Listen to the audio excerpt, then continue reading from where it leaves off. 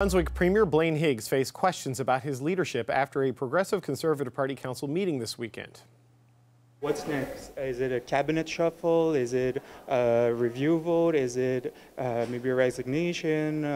So what are the next steps? It won't be a resignation. I guess I can speak to that part quite clearly. The open debate we've been having in the public, it's a concern for the group in general. So I don't think there's any surprise there that, we should find a way to figure this stuff out internally.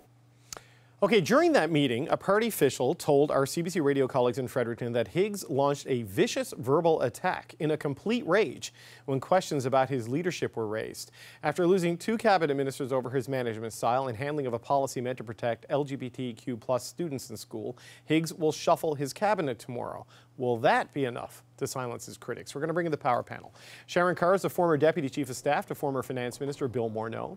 Lisa Raitt is a former Conservative Cabinet Minister and now Vice Chair of Global Investment Banking at CIBC Capital Markets. Brad Levine is with Council of Public Affairs, and Rob Russo is the former CBC Parliamentary Bureau Chief. Happy Monday, everybody. Hello, David. Hello.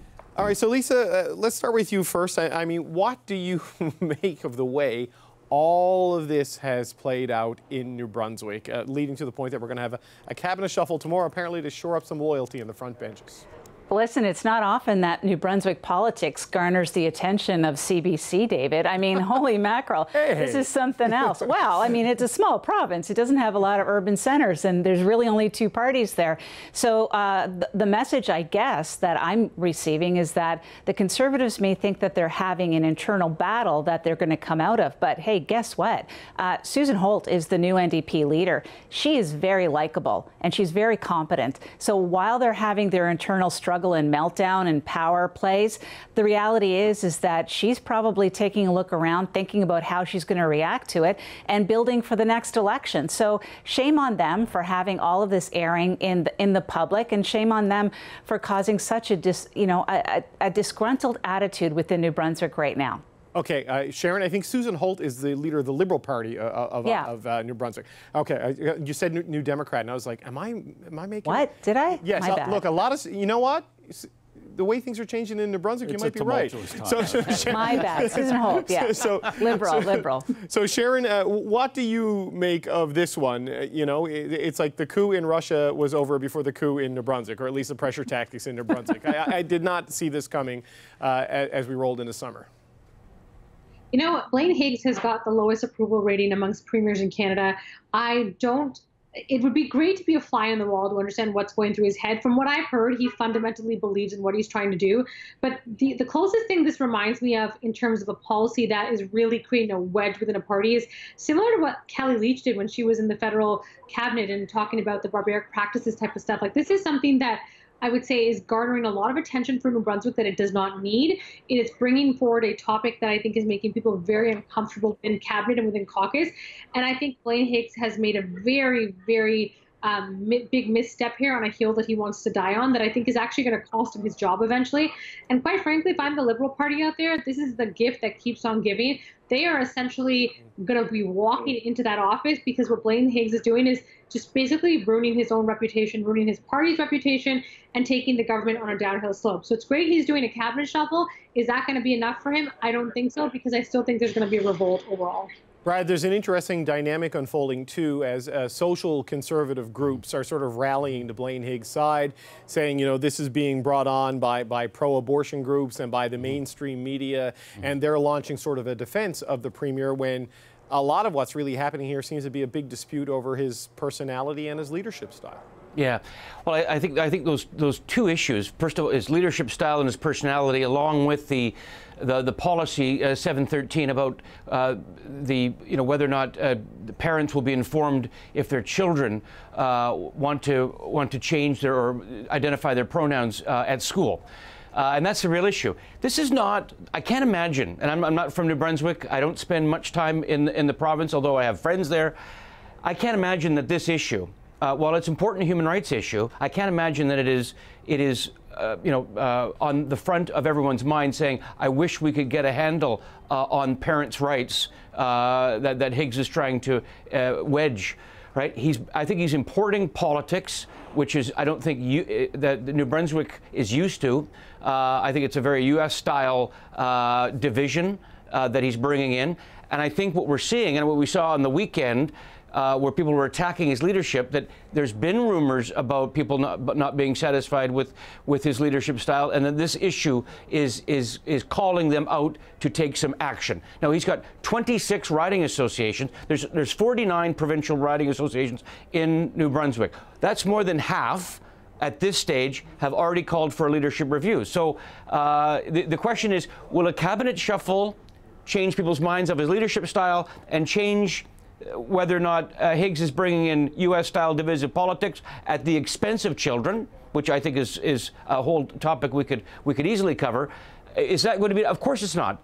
The chances of this escalating, I would suggest, are better than him putting the fire out tomorrow with a mere cabinet shuffle. Yeah, you know, Rob, this town's full of talk of a cabinet shuffle because the government needs a refresh and a reset, not because Justin Trudeau's leadership is being assaulted by, you know, a significant majority of the party. I mean, can a cabinet shuffle put a lid on something that appears to be this big? No, this is a mushroom cloud that's been billowing really since earlier this year. I mean, there were a bunch of by-elections in northern New Brunswick, not fertile Conservative territory, but I believe the Conservatives had an average of 8.8% support in those by-elections, which is a record low. And so you know there's trouble there. There was trouble there in part because of some missteps that the Premier had made on French immersion education, and he was forced to backtrack from that. There is his leadership style. That's caused him problems as well. You know, you look at other Conservative premiers in the region, and they're doing pretty well. Their approval ratings are in the 40s, or in the case of next door, Tim Houston, 55%, second highest in the country. So economically, the region's doing not bad given the circumstances. So there's clearly a problem with Mr. Higgs. You know, the federal Conservative Party is watching this. And they know through, and they have the scars to actually prove this, that when Conservatives talk about social issues, Liberals are happy and they get elected. When Conservatives talk about economic issues, low taxes, growing the economy, they tend to do very, very well. This is not an issue that Conservatives tend to do well on. Federal Conservatives are watching this as well and probably keeping score and learning some lessons. Right. So Lisa, Rob mentions the federal Conservatives there, and all of this happens just as Pierre Poilievre begins a week-long trip through Atlantic Canada. He's in New Brunswick tonight. Timing couldn't be better, I suppose. I mean, what do you make of this move? I mean, it seems to me there is real potential for growth in Atlantic Canada for the Conservatives under Pierre Poilievre. What kind of a pitch does he need to make to voters out there? I think he's going out at the perfect time. July 1st is when the Atlantic provinces are going to see the carbon tax applied at the pump, which they didn't have before, at least in Nova Scotia. And that's going to be a really big deal. People are going to see their gas prices jump 12, 13, 14 cents, and that'll be a bit of a shock for them. And he's going in to, I would say, take advantage of that change and to talk about the things that he wants to talk about, which is really about affordability in the economy. In terms of New Brunswick, I mean, I think a lot of good points have been made regarding whether or not it's an issues-based problem or is it a management-style problem. I do hope that they figure it out because it is harmful to the brand in New Brunswick. But the reality is that it's something that they've kind of started on their own. I don't think the Premier is importing American-style politics. I think he really is acting from his core, and that's the kind of stuff that he believes in, and that's what he's putting out in the window, and you can see what the reaction is. And so goes the party, as goes the policy.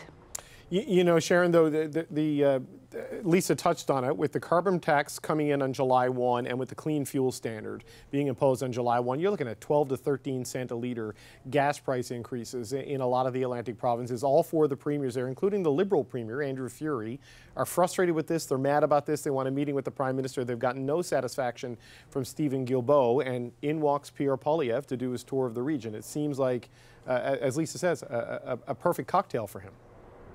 It's very strategic. He's obviously picked Atlantic Canada for this very purpose, and it's actually smart. It's smart politics and it's smart communications on his part, because you have a set of provinces here who operate very differently than the rest of Canada necessarily in terms of how something like this would kick in there. So I think it's very strategic that he's doing it, and I think this will kind of be his bread and butter. He's going to focus on the things that he knows people are going to care about, whether it's cutting taxes, whether it's just getting rid of the carbon tax. Now, we all know that we need to change our behaviors, and the carbon tax is part of that.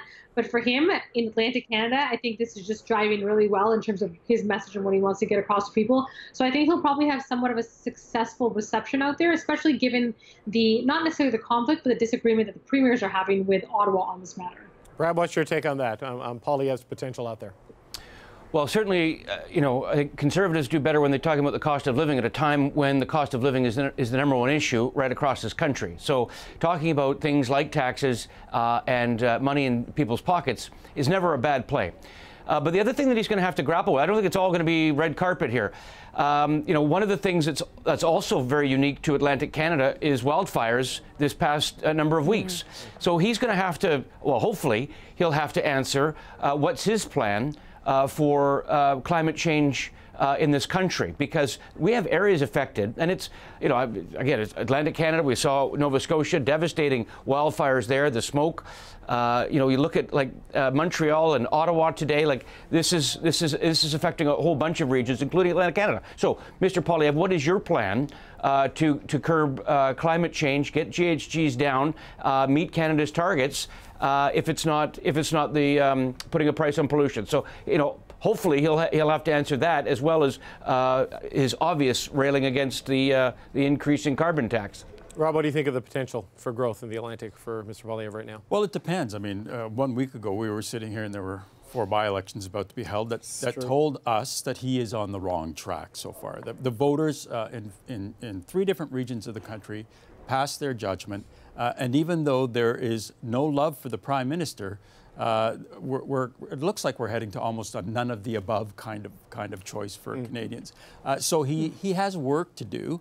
It's probably reassuring to Conservatives that he's out there doing the work, that he's not taking a break. He's going right back to work. But what he's offered so far isn't selling, and there is potential. New Brunswick is fundamentally outside of the north a conservative province. Yeah, the most conservative of the 4. That's right. Yeah. And if he can't make inroads there, then he's in trouble. So he's smart to go, and let's see what else he puts in the window. Let's see what he does with what is, in effect, a grenade that's been rolled in his direction by Mr. Higgs. Okay, Rob, I want to stay with you. We have a little bit of breaking news that's just come into the room. Not a surprise, but David Johnston has delivered his final report to the Prime Minister.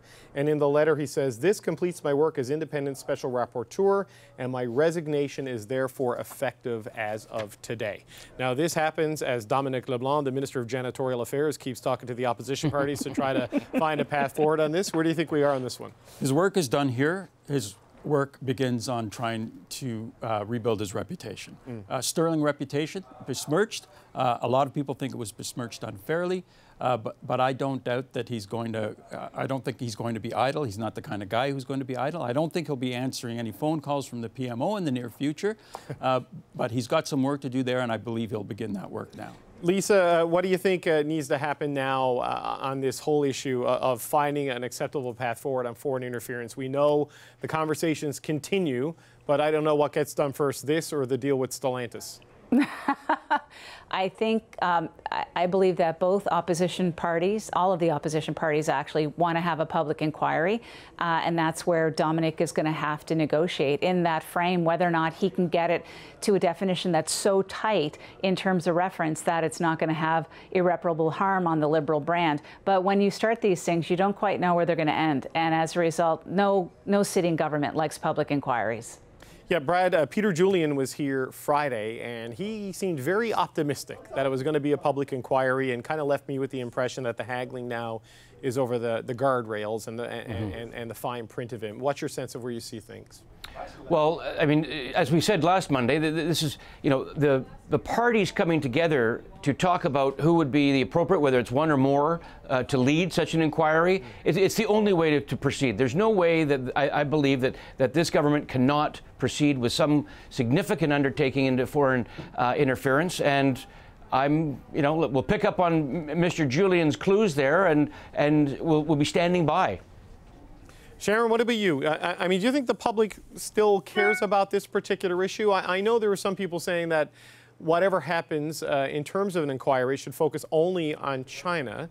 I think the events in Surrey over the past little while would suggest that maybe the role of the Indian state, Indian actors in this, is something that may warrant some further investigation. Where do you think this goes?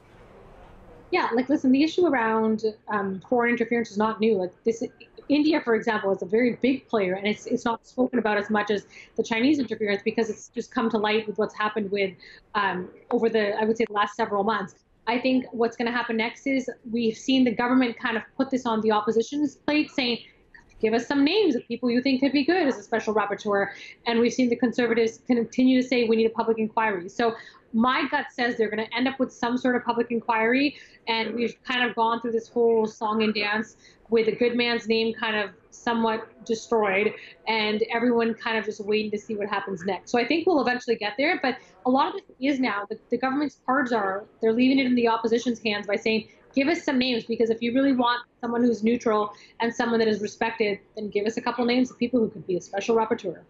Yeah, so Rob, where do they go on that? I mean, you talked about David Johnston. He's now got to go through this difficult task of maybe rebuilding a reputation a little bit, or maybe just not answering calls and going finally into retirement. Who do they all land on that they can all agree on? I don't know that there's a single person. I don't know that they can actually do this in a way that will actually get at answers. We had some excellent reporting on the House with intelligence leaders saying that it's going to be very, very difficult to get that in a public way. I'm looking for the duration. I mean, terms of reference are going to be very, very important. How long is this going to go on? Because I think Lisa is absolutely right. The daily headlines will be bad for the government. If it goes on, as most public inquiries go on, for a year or more, then it becomes perhaps an issue. Right now, it's not a voting issue, but it might get played out as an issue of competence of the government, which I think is one of the biggest issues facing the Liberal government right now. How competent are they? Do they deserve to be re-elected based on some of the stumbles that they've had in the last few years? And this could corrode that competence issue. Lisa, in the 30 seconds we got left, how do you deal with those questions about competence if you are staring down the barrel of a public inquiry that was kind of forced upon you by circumstances? All I got to say is that if I were a Liberal cabinet minister right now, I would be hoping and praying that in the next shuffle, I do not get public safety and accountability as my new portfolio, because they're going to be very busy in testifying a lot in the coming years. Okay, gang, thanks so much. We got to say goodbye. Sharon Carr, Lisa Wright, Brad Levine, Rob Russo. Thank you very much, Power Panel, for